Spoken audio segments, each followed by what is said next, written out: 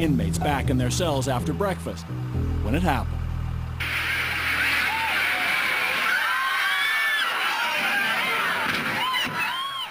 One of the prisoners in Lindsay that day was a man named Delmart Vreeland, called Mike. You've likely never heard of him, but to many, Mike Vreeland has become a symbol of what we know about 9/11 and what we don't. Michael Rupert knows all about Vreeland, a former Los Angeles cop turned 9/11 investigator. On his website, Rupert pulls together information from every corner of the internet that he claims proves the official versions of the tragic events of September 11th are blatantly false. They don't stand the slightest sniff test, scratch, from anybody who's a trained investigator who's willing to set aside their emotions and just look at the evidence. 9/11 was not an intelligence failure. 9/11 was an intelligence success. It was supposed to happen. And Rupert says Delmart Mike Vreeland is a key to all of it. So who exactly was that mystery inmate at the Lindsay jail? Well, here's what we know for sure. Mike Vreeland was an American awaiting a trial here in Toronto for credit card fraud. The police said he had a criminal record more than 20 pages long in the U.S. Vreeland himself said that was just a cover story to disguise what he really was, an American spy working for the Pentagon. But here's where it gets interesting. According to Vreeland, about a month before September the 11th, he tried to warn Canadian and American authorities something terrible was going to happen. When no one listened to him, he says he gave his jail guards a sheet of paper, which was sealed and kept unopened until long after 9/11. That October, at a Toronto court, Vreeland's lawyers entered a sheet of paper as evidence. On it were various words and phrases, including World Trade Center, Pentagon, and what they said was Bin Laden. They insisted it was a list of 9/11 targets that Vreeland had uncovered and had been trying to warn the authorities about. In court, police and prosecutors described Vreeland as a career con man, and the judge found no basis to believe his claims. We can't ask him about any of it because Vreeland jumped bail and disappeared. But on the internet, he remains a poster boy for those who believe September 11th was planned as an excuse for the American war on terror. The moment in time when the world accepted that the intelligence justifying the invasion of Iraq was a lie, that we were sold a war on false pretenses, then 9/11 has to be on the table too. Clearly the United States government could have prevented the attacks, and the United States government held the door open and allowed those attacks to happen. That seems to be the common denominator of most 9/11 conspiracy theories, that somehow the U.S. government knew those attacks were coming, yet let them take place anyway. But there is one man who goes well beyond that, who because of it has become perhaps the most infamous conspiracy theorist of all. His name is Thierry Meyssan, and his book about 9/11, The Big Lie, was a bestseller in Europe. His website lays out a conspiracy theory that challenges the official story of the September 11th attack on the Pentagon.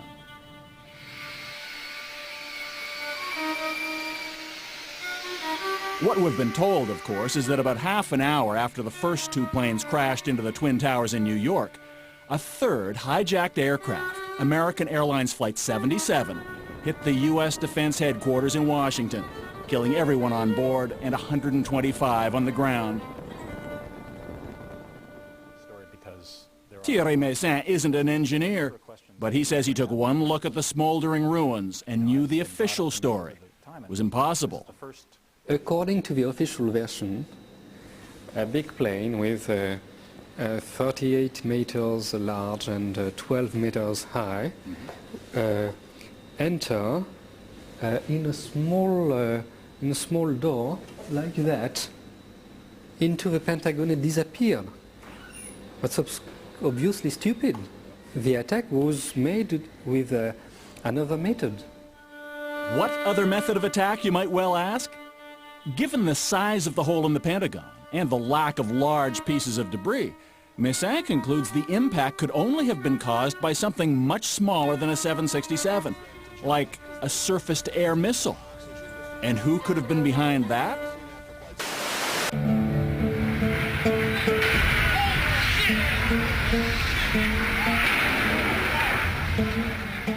The same people responsible for the destruction of the World Trade Center, says Messin. President George W. Bush and U.S. officials.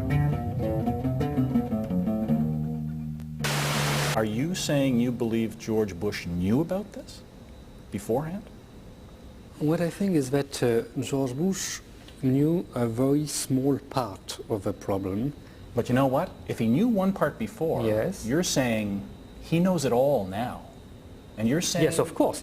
So you're talking about mass murder. You're accusing him of being a heinous criminal. No. When Mr. Bush decided to make bombardments in Iraq, how many people he kills? What is the difference? Well, there was a lot of general intelligence at the time about the possibility of a terrorist attack on American soil. Before we go any further, let's be perfectly clear about one thing.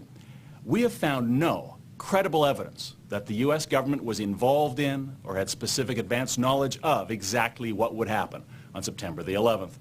And let's face it, most conspiracy theories pretty much seem like a waste of time, either because they depend on questionable characters like Mike Vreeland or revolve around wild accusations like those of Thierry Messin. By the way, we've reviewed Messin's theories with aviation experts who tell us, in their opinion, the official stories of what happened at the Pentagon and World Trade Center are consistent with the known facts of both crash scenes. But there's something else to consider here. Because conspiracy theories, as implausible, even offensive as they may seem, are almost always based, at least in part, on legitimate questions. Questions that have remained unanswered since September 11th. You can find them on the internet too. And these days, it's not only those on the fringe who are asking. For example, it's difficult to understand why, in what is some of the most heavily defended airspace in the world, it took almost 30 minutes to scramble jet fighters to protect the U.S. Capitol. Too late to prevent American Flight 77 from slamming into the Pentagon. The military's explained that's simply how long it took for the order to be given. And you don't have to be a conspiracy theorist to wonder exactly what President George W. Bush knew about the attack, and when he knew it. According to the official White House version, it was at this moment in a Florida classroom that Bush learned the second plane had hit the World Trade Center and that the U.S. was under attack. But here's what George Bush himself said almost 3 months later when asked about September 11th. I was sitting outside the classroom waiting to go in, and I saw an airplane hit the tower of a TV. You know, the TV was obviously on, and I used to fly myself, and I said, well, there's one terrible pilot. And I said it must have been a horrible accident. But I was whisked off there. I didn't have much time to think about it. Now, wait a minute. George Bush was told about the second plane while he was inside the classroom. So you just heard him describe seeing the first plane crash on television that day. But that's impossible. No one saw the first plane crash on TV on September the 11th because the videotape of it didn't surface until the next day. So how could George Bush have seen what he said he saw? Of course, there's always the possibility the president simply misspoke. He has been known to do that. But that's precisely the point. It's that kind of inconsistency, especially on the most thoroughly documented day in history, on which conspiracy theories are built. And as we'll soon show you, there's a lot about what happened before and after September 11th that demands a closer look. When we come back, conspiracy or coincidence? The long, tangled history of the Bush family and the elite of Saudi Arabia. Seems like a very nice reunion with friends. I'm very pleased to be here. And the young George Bush goes into the oil business, backed by some rich and powerful friends of his own. Do you have any knowledge of how much money the Saudis put in? Well, he told me it was in excess of, $1 million. And George W. Bush would have been aware of that? Oh, absolutely.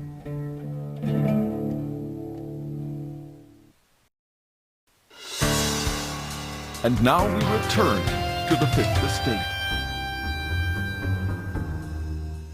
Think of it as a conspiracy theory true or false test. A, when George W. Bush started his first oil company, who helped fund it? Osama bin Laden's brother and brother-in-law. True or false? B. After a terrorist bomb at a barracks in Saudi Arabia killed 19 Americans, who got the multi-million-dollar contract to rebuild? The bin Ladens. True or false? C. On the morning of September 11, 2001, who was in a meeting at the Ritz-Carlton Hotel in Washington? George Bush Sr. and Osama bin Laden's brother. True or false? Actually, the answer could be D, all of the above. Because believe it or not, as far-fetched as they sound, each and every one of those things, the bin Laden link to the Bush Oil Company, the bin Laden construction contract after the terrorist bomb, and the bin Laden-Bush meeting on 9/11, is true. And what that means is that on that awful morning 2 years ago, the day everything seemed to change, the world was already a far more complicated place than most of us could even imagine. In order to truly understand what happened on September the 11th and the close relationship between the Bushes, the bin Ladens, and the rest of the Saudi elite, you have to go back about 25 years and south a couple of thousand kilometers to Houston, Texas, where in the mid-1970s George W. Bush was a young man just trying to learn the ropes in his family's two businesses, politics and oil. The Bushes were a pillar of Houston society. George Sr. struck it rich in oil, became a congressman, then director of the Central Intelligence Agency, where it's said he first won the friendship of the Saudi royal family by arranging CIA training for their palace guards. And George Jr. was trying to follow in his father's footsteps. A Harvard business grad, he dabbled in politics and the Texas Air National Guard. And it was about the same time that a man named Bill White, a former fighter pilot with a Harvard MBA himself, was recruited to work in Houston with someone with business and personal connections to both George Bushes. His name was Jim Bath. This fellow, James R. Bath, needed someone to run a series of real estate companies that would be grub-staked by not only the political families, but also by some foreign nationals, the Saudis. And so I came down on an interview and met Jim. They opened an office in downtown Houston, where Bill White became Jim Bath's partner and confidant. But White says Bath spent most of his time dealing with his foreign partners, a wealthy Saudi family, the bin Ladens. He also ran a company in the same building called Bin Laden and Associates, which Jim explained was a procurement company for the Saudis. He bought a bank for them, he bought an airport for them, he started an airline for them, among other ventures in Houston, Texas. Now at that point, had you ever heard the name Bin Laden? No, I had not. Meant nothing to you? Meant nothing to me. But in Saudi Arabia, the bin Laden's name meant a great deal indeed. They owned one of the largest Saudi construction companies. They were advisors to the royal family. They were the second richest family next to the royals, with billions of dollars to invest abroad in places like Houston, where the Bush family lived. They moved into this estate in one of Houston's finest neighborhoods. A bin Laden brother named Salam bin Laden and a brother-in-law, Khalid bin Mahfouz. Mahfouz was also one of the Saudi royal family's bankers. So is it fair to say that when the Bin Laden group establishes an office in Houston, the presence of the Bush family at that point had a lot to do with it? Oh, absolutely. I think that was essential, the essential element. I don't think any of those dollars would have come into the United States or any of those assets been purchased had not there been this quid pro quo relationship with the Bush family. While the bin Ladens built their ties to Texas, back home in Saudi Arabia they were making another kind of foreign investment. In 1979, the Soviet Union occupied Afghanistan. The Saudi royal family wanted to build a Muslim army known as the Mujahideen to defend Islam and force the Russians out. They turned to their trusted advisors, the bin Ladens, who offered up a lanky 21-year-old named Osama. The man who personally chose Osama bin Laden to build that army would also become his mentor, Saudi Prince Turki Al Faisal. Last year on British television, he reminisced about the young bin Laden. In those days, he was a young man who had committed himself to helping the Afghan Mujahideen liberate themselves from the Soviet occupation of Afghanistan. And he was doing a lot of good. He was bringing support and aid to the Mujahideen. Meanwhile, back in Houston, the Bush family was also on the move. George Sr. was about to become vice president, and his son made a career decision too. By the late 70s, George W. Bush was setting out on his own. He established an oil exploration company that he called Arbusto, a Spanish word that loosely translated means bush. But before Arbusto could find oil, it needed to find some money, operating capital. And apparently George Bush knew where to look. Well, Bath had told me that he had used Saudi money to fund George Bush Jr.'s foray into the energy business. This is the Arbusto Corporation? Yes, the Arbusto partnerships. As Bath's partner, Bill White, says he had access to information about the financial dealings between the bin Laden family and George W. Bush. He later obtained Bath's personal financial statements when the two had a falling out and became involved in litigation. On schedules that show his partnership interests, he shows a personal partnership interest of $25,000 invested in Arbusto 79 and another $25,000 investment in Bush 80.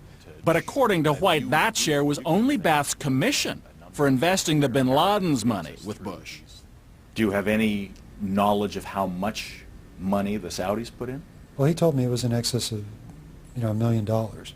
So there was no question in your mind whatsoever that whatever went into George W. Bush's companies from Jim Bath was money from the Saudis. 100% of it was Saudi money. And George W. Bush would have been aware of that? Oh, absolutely. But that wasn't all.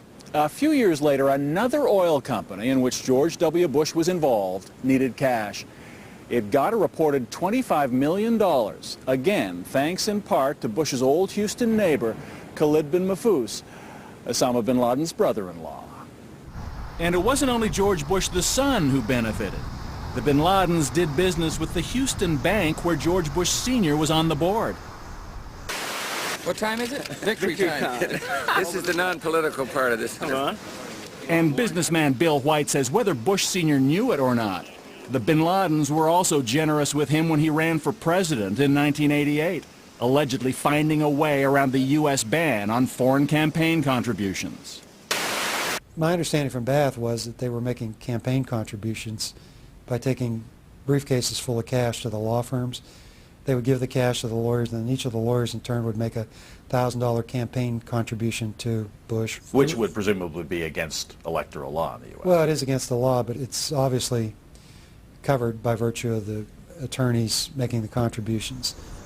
And when George Bush Sr. became president, as with George W. more than a decade later, the Saudis occupied a special place at the White House. The Oval Office always open to one man, Saudi Arabia's ambassador, Prince Bandar. He's got instant access. He calls them up, says, I'm coming over. He's got instant access to the CIA, anybody he wants. He can summon people. He can call anybody up at home at any time, which most ambassadors in Washington cannot do. Robert Baer served with the CIA for 21 years and spent much of that time in the Middle East. What is the George W. Bush calls Bandar? Bandar Bush? Bandar Bush, yeah, he calls him Bandar Bush. You know, that's fine. Bandar's a great ambassador. It works great until you turn a blind eye, until you believe everything Bandar says. Baer believes that Bandar's position is symptomatic of the blind self-interest on both sides. That's the Saudi-American relationship's fatal flaw. As you'll see when we come back, it's a lesson George W. Bush and his administration wouldn't learn until it was much too late. Had Saudi Arabia been acting as one might expect a true ally and friend to act, could they have told the U.S. all they needed to know about the real threat posed by bin Laden? They knew everything.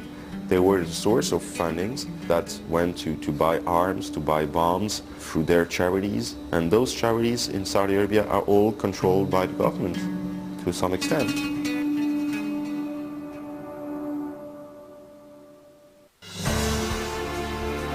And now we return to the Fifth Estate. Ladies and gentlemen, America's first combat pilots. It was 1991. The Gulf War was over. American troops had defended Saudi oil fields against Saddam Hussein. Now the U.S. could continue to enjoy the economic security which came with all that Saudi oil. It was essentially the same deal George W. Bush himself made when he did business with the bin Ladens in Houston. One side got a powerful partner, the other oil and money. Former CIA agent Robert Baer. The United States depends upon Saudi Arabia for its oil production. Saudi Arabia also recycles all the money it makes off oil in the United States and puts trillions of dollars in our banks. It pays for presidential libraries, anything you can imagine. And the Clinton White House wasn't immune to Saudi charm either. It was difficult not to give the benefit of the doubt to the biggest buyer of American military hardware with the deepest pockets in the stock market, not to mention the world's largest oil reserves. Which is why after George Bush Sr. left office and became a senior advisor to the powerful international investment firm, the Carlyle Group, he paid a number of visits on their behalf to his good friends, the Saudi royal family and the bin Ladens. A very nice reunion with friends. I'm very pleased to be. They soon became Carlyle clients. Incredibly, on September 11th, Bush and the head of the bin Laden family would be at the same Carlyle Group meeting in Washington, just a few miles from where Osama bin Laden's hijackers would attack the Pentagon. As the 90s unfolded, there was much the U.S. administration didn't know about bin Laden, who was about to become America's nightmare because he saw the presence of U.S. troops on the holy sands of Saudi Arabia as a sacrilege. Osama bin Laden was an ally of the United States through the 80s. He was killing Soviet soldiers. That's what we wanted.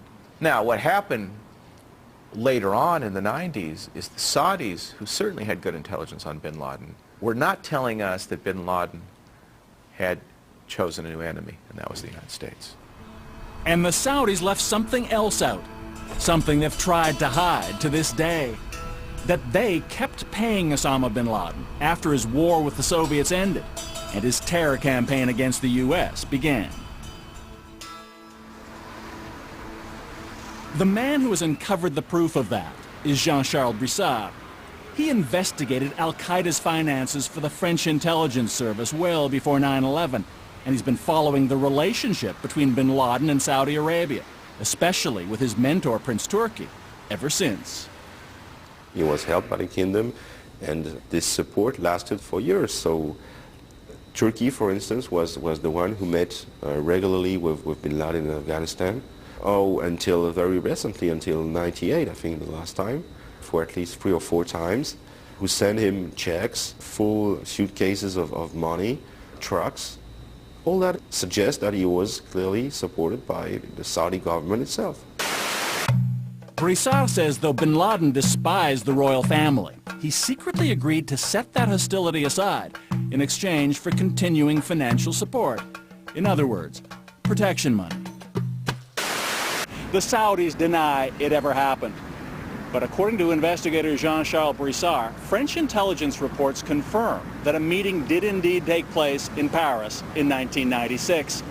Osama bin Laden himself didn't come, but a senior representative did.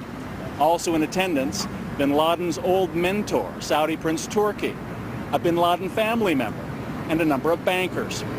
The result? The Saudis promised to keep paying bin Laden, as long as he promised to keep ignoring them. According to Brissard, one of those who came to this Paris hotel for that meeting was none other than bin Laden's brother-in-law, Khalid bin Mahfouz, the same man who once financially supported George W. Bush, now negotiating payoffs to Osama bin Laden. And support came from the bin Laden family as well.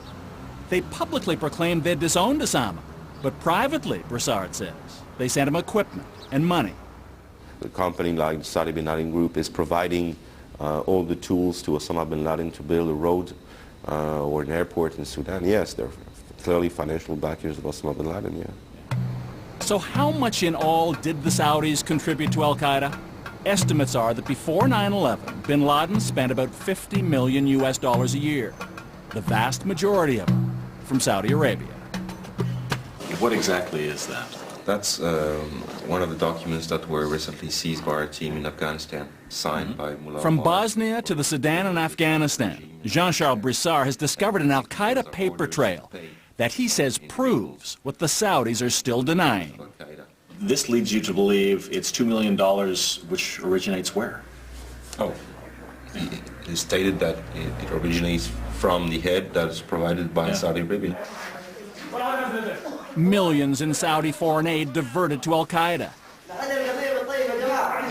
Financial support for terrorist training camps in Afghanistan like this one. Camps run with money, funneled through a Saudi charity, funded, managed, and supervised by royal family members. They knew everything. They were the source of fundings that went to buy arms, to buy bombs through their charities. And those charities in Saudi Arabia are all controlled by the government to some extent. Knowing the way he felt about the U.S., knowing he had declared war essentially on all Americans, would they not also have known that by giving him money they were funding, ultimately, attacks against the U.S.? Don't you think that the interest of Saudi Arabia, from its perspective, is more important than the interest of the U.S.? That's what we experienced. That's what we've seen in the past. Not only did the Saudis not want to tell the Americans about their deal with bin Laden, it seems the U.S. didn't want to hear, despite the decade's increasing terror attacks against Americans abroad. 1995, a bomb in Saudi Arabia kills 5 U.S. soldiers. 1996, 19 American servicemen die in another Saudi bombing at the U.S. military's Khobar Towers barracks. 1998, more than 200 perish when truck bombs devastate 2 U.S. embassies in Africa. 2000, an explosion tears apart the USS Cole. 17 American sailors are killed. Though Osama bin Laden was obviously responsible for the majority of those deaths, U.S. intelligence effectively ignored the place that was his recruitment hotbed. The U.S. attitude remained, hear, see, and speak no evil. Even though there had been the bombings in 95, 96, 98, 2000, all involving Saudis, no one asked for a national intelligence estimate if Saudi Arabia is a new terrorist state. Is it fair to say financial and political interests in one way or other led to 9/11, Afghanistan, and Iraq? Absolutely. Financial interests were predominant in Washington. They led to a turning a blind eye to what was happening in Saudi Arabia and Afghanistan, and contributed to 9/11.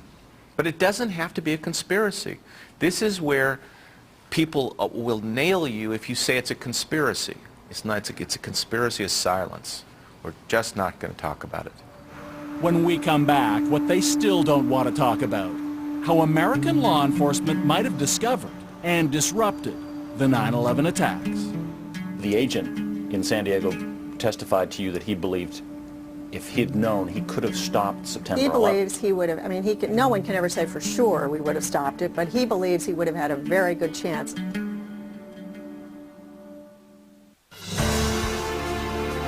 And now we return to the Fifth Estate.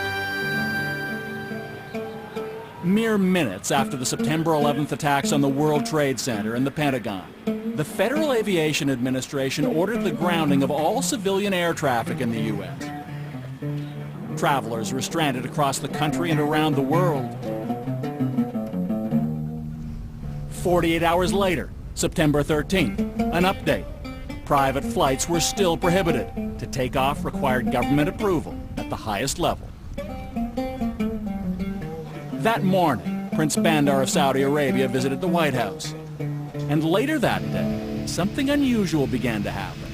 Despite the blanket aviation ban, several private planes, from Learjets to a 747, were cleared to depart from various U.S. cities. On board were dozens of the Saudi elite, almost every one a bin Laden or a Saudi royal. Meanwhile, Elizabeth Alderman was desperate to find a way from Paris to New York, where her son Peter was missing. The bin Laden family, whoever was in the United States, got safe passage home, and I couldn't get home to be with my children. Other families couldn't get to New York, who lived far away, to even begin to look for their children. At this point, we didn't know who was alive or who was dead. I couldn't get home, and the bin Laden family were all able to get home. To this day, the Bush administration has not even confirmed the existence of those flights to Saudi Arabia, though Saudi diplomatic sources have been quoted as saying approval for them was granted at the highest level. That the exodus to Saudi Arabia happened at all is one thing. But then there was the investigation that took place before the Saudis departed. It seems there was none. The biggest crime in American history, orchestrated by Osama bin Laden with funds from the bin Laden and Saudi royal families, plane loads of whom were given special dispensation to leave the U.S. almost immediately afterwards, essentially with no interviews to determine what they might know. No, they just got up and left. The FBI is not been allowed to put Saudis on a terrorism list up until September 11th. They were not allowed to ask these people any questions. The President of the United States. The next week, George W. Bush finally threw down the gauntlet on global terror, or so it seemed. Every nation in every region now has a decision to make. Either you are with us or you are with the terrorists.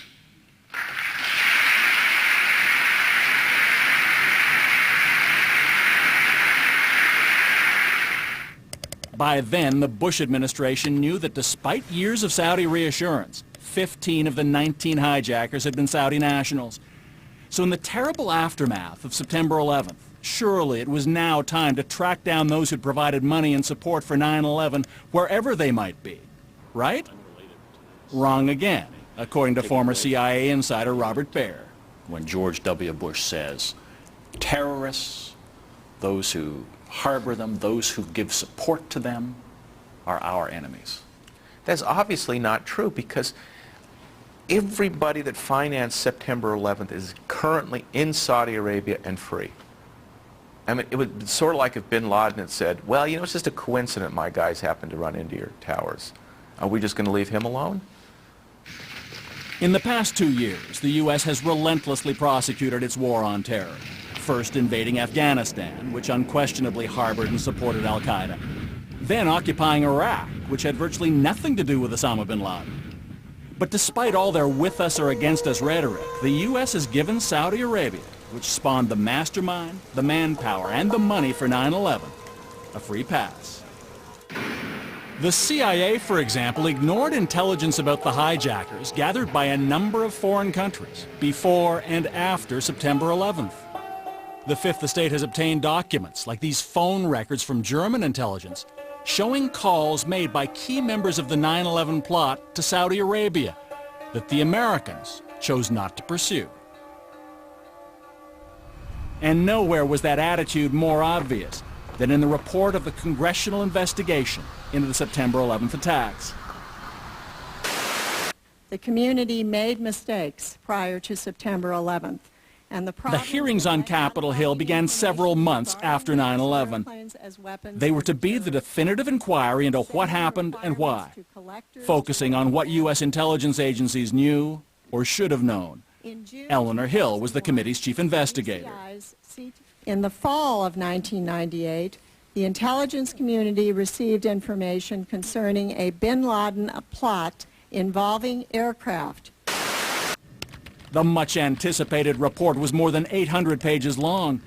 But since it was released this past summer, most of the attention has focused on 28 of those pages. One chapter that is almost completely redacted, ordered classified by the White House, and blacked out to the public. And because they're classified, I can't tell you what's in those pages. I can tell you that the chapter deals with information that our committees found in FBI and CIA files that was very disturbing. It had to do with sources of foreign support for the hijackers, or alleged sources of foreign support for the hijackers. Yeah. Now, I know it is believed and has been reported that many of those 27 or 28 redacted pages deal with the Saudi relationship to the hijackers, but... That's what the press has said. I haven't said that. In fact, others familiar with those 28 blacked out pages confirm that much of the secret material about foreign support for the 9/11 hijackers does indeed deal with Saudi Arabia. What's more, some of the classified material also appears in unclassified areas of the report. In other words, if you know where to look, there's more than enough there to reveal exactly what it is the Bush administration would prefer the public doesn't know. So Eleanor Hill could tell us the story of a Saudi government employee based in California, a man named Omar al-Bayoumi. According to the report, at least one, the FBI's best source in San Diego, suggested Bayoumi may be a Saudi intelligence officer. You can then say that Mr. Bayoumi, according to the report, did certainly help and assist the hijackers, at least two of them. Those two 9/11 hijackers were Khalid al-Mihdhar and Nawaf al-Hazmi. They were Saudis too, and reportedly the first of the 19 hijackers to enter the U.S. Guess who was there to meet them? Basically, Mr. Bayoumi had significant contacts with Mihdhar and Hazmi in California. He put down the deposit for them on their apartment there. He threw a party for them. Helped them enroll in flight school. Enroll, and he tasked another individual to act as their translator, help them enroll in flight schools. Not only does the congressional report detail the Saudi support for those two hijackers, it also reveals how much American intelligence already knew about them by the time they got to San Diego. They'd been under surveillance at a high-level al-Qaeda meeting abroad, where U.S. agents certainly suspected they were planning future terror attacks. The CIA knew their names, birth dates, passport numbers. They knew one of them had a U.S. entry visa, which likely meant they'd planned to travel there. But despite it all, the CIA somehow neglected to warn other U.S. agencies about them, which meant that al-Mihdhar and al-Hazmi were able to enter the country without a problem and settle in San Diego, even amazingly renew their U.S. visas so they could stay legally until they played their part on September the 11th. Congressional investigator Eleanor Hill says it was perhaps the single most crucial intelligence failure before 9/11. Had the FBI been told that and been aware of that back in January 2000, things may have been very different. We had the FBI agent from San Diego who handled that informant testify in our closed hearing that he believes that had he had that information from the CIA, he would have been able to stop this, because he believes he would have had what he called a full court press in terms of investigation on Mihdhar and Hazmi while they were living in San Diego. But in fact, it wasn't until August 2001 that the two Saudis in San Diego were finally put on the U.S. watch list. By then, it was tragically too late. 3 weeks afterwards, they crashed American Airlines Flight 77 into the Pentagon. He was terrific. He was terrific. He really knew how to enjoy his life. And he made the people around him enjoy their lives more. Elizabeth Alderman lost her son at the World Trade Center. Now she's among 4,000 Americans and Canadians who filed a $1 trillion lawsuit against defendants that include Saudi charities, members of the royal family, and bin Ladens. The suit claims that by funding Osama bin Laden, they were just as responsible for the 9/11 tragedy as the hijackers. If this will cost the Saudis enough money, I think maybe they will think twice before they will sponsor terrorism again. I think that if we hadn't brought this lawsuit with the larger number of people that are involved in the lawsuit, that it would have taken a very long time for the name of Saudi Arabia to even be mentioned by our government. Elizabeth Alderman's life has changed in many ways. For one, she says, she's never been as suspicious of her government as she is now. I'm not a conspiracy theorist, but I certainly can understand why people would believe it, because it doesn't make sense. An awful lot of the way I look at life is things have to make sense. I may not be knowledgeable in a particular area, but I know when things don't make sense. So has all of this made any difference whatsoever in Washington? This past summer, U.S. senators held a hearing on the financial support of terrorism. They asked government officials to provide the names of the Saudi charities and individuals who've been investigated for funding al-Qaeda. I know the chairman tried very hard and others have tried very hard to get this information, so let me try again. Okay. Are the names of those entities classified? The names classified that you have recommended for listing? It's a yes or no question. The names themselves are not classified. Then I think you ought to present them to us today. I don't have them with me. Senators were promised they'd get the names the next day. But overnight, the Bush administration classified them. That list, with the names of the Saudis suspected of financing Osama bin Laden, would not be made public after all. An individual that was affiliated with. Call it a conspiracy, or call it the way of the world, but the long relationship between the Bushes, the bin Ladens, and the Saudi royal family has shaped the times in which we live before and after September 11th. For better, for worse, and for whom? You be the judge. Naturally, we wanted the Saudi perspective on all of this and tried repeatedly to get it, but we were turned down.